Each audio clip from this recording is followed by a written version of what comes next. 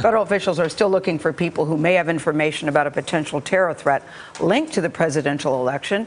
New York City police are deploying their largest election detail ever to protect the polling sites. Security will be tight for both candidates' election night parties in New York tonight. Officials are also worried about online threats. Jeff Pegues is in Washington to show us the government's secret cyber command center. Jeff, good morning. Good morning. Preparations by federal law enforcement for Election Day really kicked up over the summer when it was revealed that the Russians had hacked emails of Democratic Party officials and hackers had breached voter databases in 2 states. Today, the Department of Homeland Security is trying to guard against cyber attacks.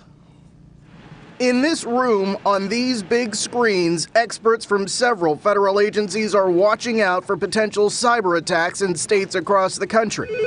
This is a secret Department of Homeland Security Cyber Command Center. It operates 24 hours a day, 7 days a week.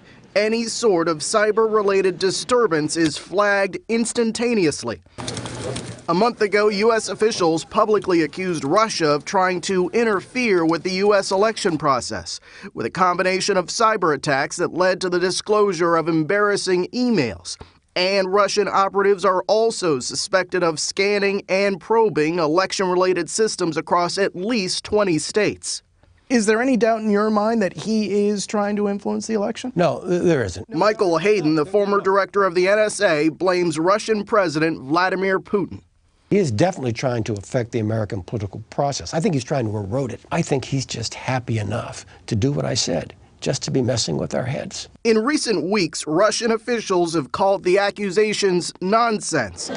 And because voting machines are not connected to the internet, U.S. officials say a cyber attack could not affect the vote total on election night. But a DHS official says they are very concerned about attempts to cause confusion.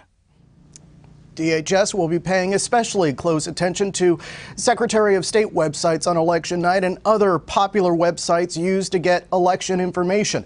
DHS officials say that they have been in conversations with all 50 states about cybersecurity, and incident response teams are gearing up.